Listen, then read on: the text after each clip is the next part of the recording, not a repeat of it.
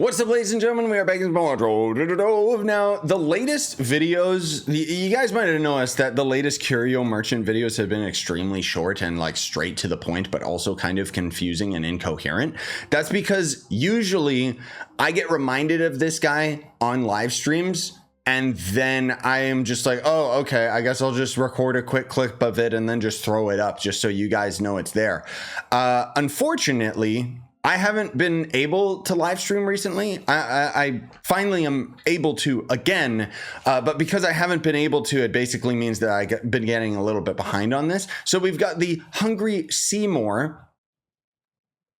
Suddenly Seymour. I like this. It's a reference to a very, very old movie.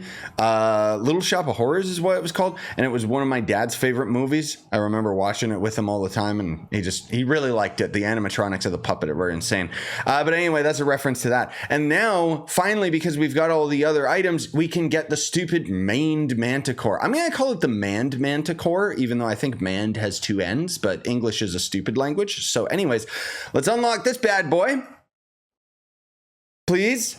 Thank you. Thank you for wasting my credits, you stupid dumb idiot. All right, let's take a look at these.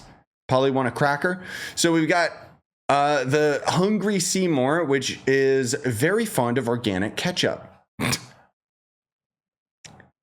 Because in the movie, he eats people. So that's pretty... Oh, my dear Lord. Oh, my God. Okay, this thing is massive. What the heck?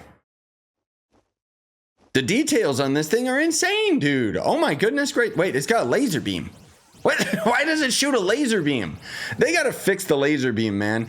You guys might not know, but the laser beam, there was the Triceratops mount back in the day, and that was the first mount that had this laser, and we all got really excited thinking that we were gonna start getting some new weird mounts, and then we didn't.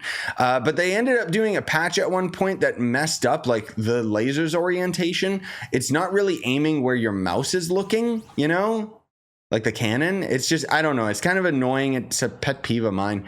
But either way, this thing is gigantic. Good Lord. I'm actually going to favorite this guy. He's even got some nice VFX to him too.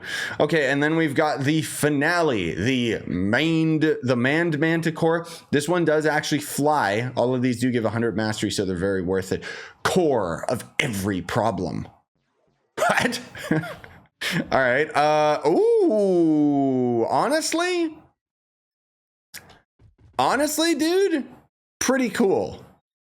I think I got a soft spot for this, though, just because this is a creature in Dragon's Dogma, which, check out my Dragon's Dogma 2 playthrough more recently. It's just a Griffin reskin, obviously, but I like it. I like the colors. I like the details. They've been doing a really good job with the mounts that you get out of that guy, you know? Really, really cool. All right, and then the flying, unfortunately, means that it's going to be the Griffin flying, which means he glides. But then if you turn, he actually starts flapping his wings like a freak. Very, very cool. Really like it. That's going to do it for the showcase, though, and that's going to be it for all of these mounts. So I want to take a moment to mention this just because I haven't mentioned it before. You guys might have noticed that there's been a lot of items in the Curio Merchant that I just don't highlight in videos. It's because it's got to be worth my while. You know, like I don't want to end up spending like a bunch of my qubits and a bunch of my credits and stuff on like some allies that barely do anything or whatever. I mean, there's been a couple allies that are actually quite useful for some of the progression.